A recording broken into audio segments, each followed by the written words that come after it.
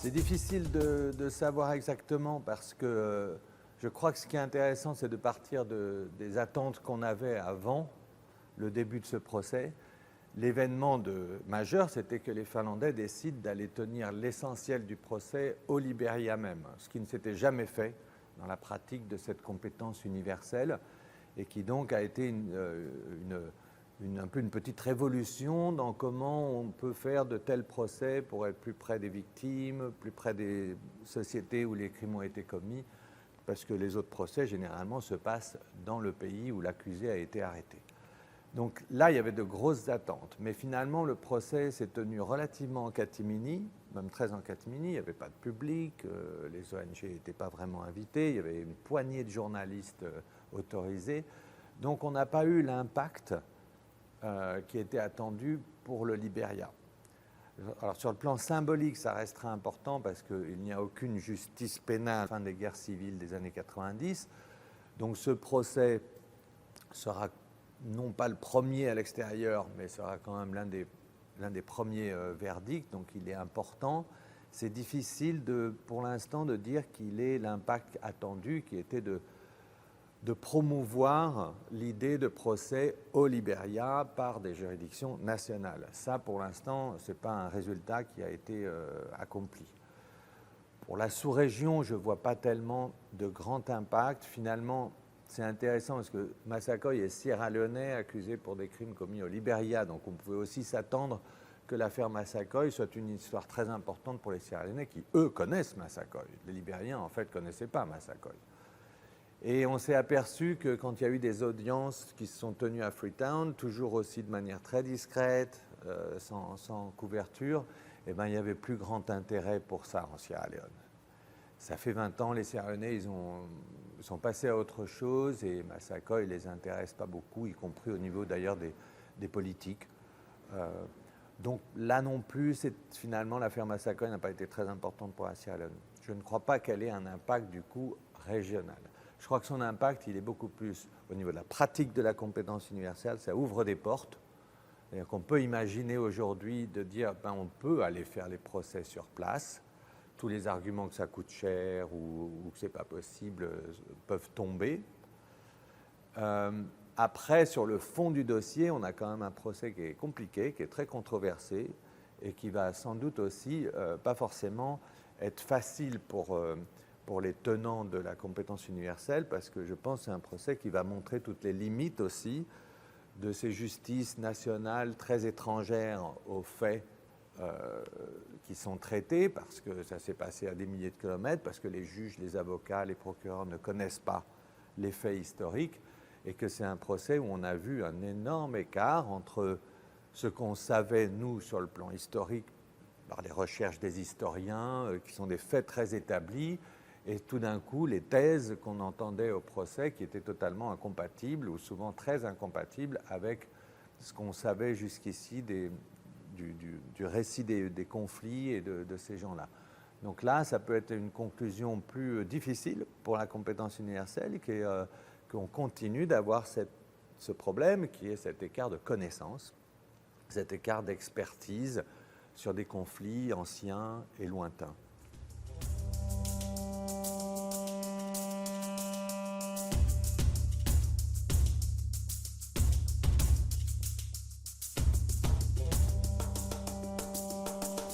La justice pénale internationale est en déclin partout pour des raisons diverses, extérieures, qui est que le contexte géopolitique ne lui est pas favorable, beaucoup d'hostilité. Le Conseil de sécurité n'est plus du tout prêt à créer des nouveaux tribunaux ou à renforcer ceux qui existent. Et puis il y a des facteurs internes qui sont les dysfonctionnements de ces tribunaux internationaux, leur grand manque d'efficacité, leurs résultats très, très modestes, voire médiocres. Et donc ce déclin-là, il est quand même assez clair et qu'on a observé depuis plusieurs années ce retour au national. Donc, ce qui était intéressant pour moi, c'est que du coup, il y avait tout le thème de la coopération entre justice internationale et justice nationale. Et que tout le discours aujourd'hui, y compris des gens des tribunaux internationaux, c'est de dire que cette coopération doit être à double sens. Et on entend même de plus en plus maintenant les principaux leaders de ces tribunaux internationaux dire qu'ils sont quasiment au service des justices nationales. Ça, c'est intéressant pour moi parce qu'on a quand même un discours qui a évolué par rapport à l'époque où ils avaient un peu la suprématie, la primauté souvent. On ne voit pas concrètement sur le terrain très bien comment ces tribunaux internationaux réellement soutiennent les justices nationales. Et que là, il y a un énorme, pour moi, renversement de mentalité ou défi pour les tribunaux internationaux qui est vraiment qu'est-ce que ça veut dire de se mettre au service des tribunaux nationaux. On voit en quelque sorte qu'ils se mettent au service des tribunaux nationaux soit quand ils n'ont plus le choix, c'est-à-dire quand ils ont fermé, comme l'exemple quand Serge Bramets du mécanisme international qui a repris les fonctions des tribunaux pour la Yougoslavie et le Rwanda explique qu'aujourd'hui il travaille beaucoup à donner des dossiers ou à donner des éléments de preuve aux justices nationales concernées.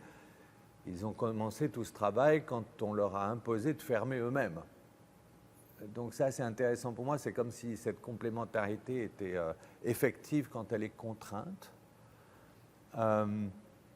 Et la deuxième chose, c'est que souvent, je trouve sur le terrain, on observe que les institutions judiciaires réagissent et agissent en fonction de leurs intérêts plutôt que dans l'intérêt de la justice au sens profond ou large du terme et dans l'intérêt des sociétés concernées par les crimes. Il y a encore beaucoup de travail sur ce champ de transformation, si vous voulez, des mentalités et d'essayer d'éliminer cette hiérarchie inconsciente, mais tout à fait réelle à mes yeux, avec des tribunaux qui sont plus importants que d'autres parce qu'ils sont internationaux. Tout ça, finalement, sur le terrain, devrait largement changer, mais ça prend du temps avant que ça change.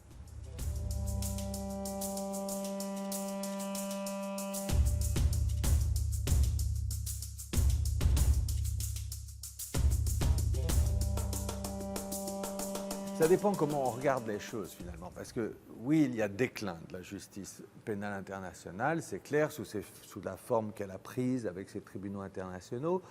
Elle prend d'autres formes, on l'a vu avec les mécanismes de collecte de l'information, mais globalement, c'est vrai qu'on a un déclin de la justice pénale internationale. Est-ce qu'il faut s'en attrister? J'en suis pas sûr. Je crois que finalement, ce qui a été observé depuis, au gré de toutes ces expériences, c'est qu'il est nécessaire d'avoir un niveau international pour les situations qui sont des impasses, où il n'y a vraiment aucune autre solution et que celle-ci, ce recours doit exister d'une manière ou d'une autre. Il faut y recourir le moins possible, mais si on ne l'a pas, il nous manque un instrument, il nous manque un outil. D'autre part, la Cour pénale internationale, surtout, elle, demeure, malgré ses très faibles résultats, malgré sa bureaucratie, ses dysfonctionnements, enfin, elle n'est pas satisfaisante comme organe judiciaire. Mais elle demeure ce forum symbolique qui est une chambre d'écho mondiale sur toutes les questions que pose la justice pénale internationale. Et tant qu'elle est ça, elle a son utilité aussi. Quand il s'agit, par exemple, de dénoncer de nouvelles formes de violence de masse, les crimes environnementaux ou la responsabilité des entreprises ou la question des migrants ou du trafic humain, ces questions-là ne se gèrent pas au niveau des tribunaux internationaux. Ils sont très inefficaces à les gérer. Ils sont très lents et ils sont très peu ambitieux. Ce n'est pas eux qui sont créatifs, ce n'est pas eux qui ont cette énergie d'aller vers les terrains nouveaux, si vous voulez, de la violence contemporaine. C'est au niveau national, ça, que ça se passe.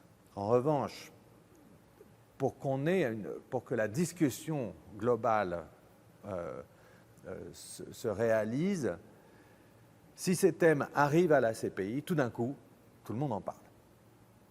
Et donc ça, ce rôle très symbolique de la Cour pénale internationale demeure intéressant, à mon avis, pour tout le monde, pour les militants et pour le débat en général. Donc, ça c'est positif. qu'on puisse avoir ça. Mais l'une des grandes leçons quand même depuis 25 ans, c'est plus la justice est proche des sociétés, plus elle est mise en action et exercée par des gens qui connaissent le contexte historique, parce que quand même on parle de crimes souvent politiques, où le contexte historique est très important, mieux c'est. Et donc le déclin de la justice internationale n'est pas forcément du tout une mauvaise nouvelle à mes yeux, en tout cas sur le plan pénal. Après, donc ça c'est une chose, moi ça ne me paraît pas forcément attristant qu'il y ait moins de tribunaux internationaux aujourd'hui, pas du tout. Parce que ce n'est pas tellement là que ça se joue, et ce n'est pas tellement là que l'impact est réel sur les sociétés concernées. La justice internationale, c'est beaucoup plus que du pénal. C'est des questions de réparation, c'est des questions de vérité ou de justice non judiciaire. Ça fait partie de tout cet ensemble quand même. Les procès, ça n'est qu'un petit élément de la réponse de justice aux violences de masse. Et si on regarde du coup un peu plus large, on prend un peu de champ et on regarde l'ensemble des actions, des processus qui sont mis en place pour traiter ces violences, le champ est très riche. Le champ n'est pas du tout en déclin à mes yeux. On continue d'avoir des commissions vérité qui se créent constamment un peu partout. Le thème des réparations qui a été tellement négligé depuis des décennies, bon, il y a encore on est vraiment dans les prémices de début d'action, mais il y a beaucoup plus de conversations et d'action aujourd'hui en termes de réparation que moi, ce que j'ai connu il y a quelques années devant les tribunaux internationaux qui ne s'en sont jamais occupés. Donc, et puis par ailleurs, par rapport à ce que je disais, à ces nouvelles violences de masse, à la question des gangs, à la question des groupes extrêmes, tout cela est en train de bouillonner. Il y a beaucoup de gens qui réfléchissent à la façon dont on peut répondre à ces violences, à les limiter, à les résoudre à travers des actions de justice qui ne sont pas forcément pénales, qui peuvent l'être, mais qui ne le sont pas forcément, et qui sont très créatives. Et ça se passe vraiment au niveau national. Donc moi, je ne suis pas du tout déprimé par le paysage mondial des réponses de justice qui sont apportées aux violences de masse. Je crois que ça, c'est une déformation. C'est-à-dire que si on regarde seulement la Cour pénale internationale ou les anciens tribunaux internationaux ou le tribunal pour l'humain, c'est vrai que là, on peut être déprimé. Mais ce n'est pas du tout ça, pour moi, le champ de la justice internationale. Et les endroits où il se passe des choses très intéressantes ne sont plus les tribunaux internationaux. Donc dès qu'on quitte les tribunaux internationaux, en fait, vous parlez d'espoir, on peut en avoir plein. Il se passe énormément de choses très intéressantes, très créatives, à la fois sur des crimes classiques de conflits, des conflits ou de dictatures, et face à des violences beaucoup plus contemporaines, ou à des questions beaucoup plus contemporaines, comme la responsabilité des entreprises, les crimes environnementaux, la question des peuples autochtones, les crimes coloniaux. Voilà, il y a un certain nombre d'autres problématiques contemporaines, les migrants, le trafic humain. Voilà, donc il n'y a pas de raison d'être très pessimiste.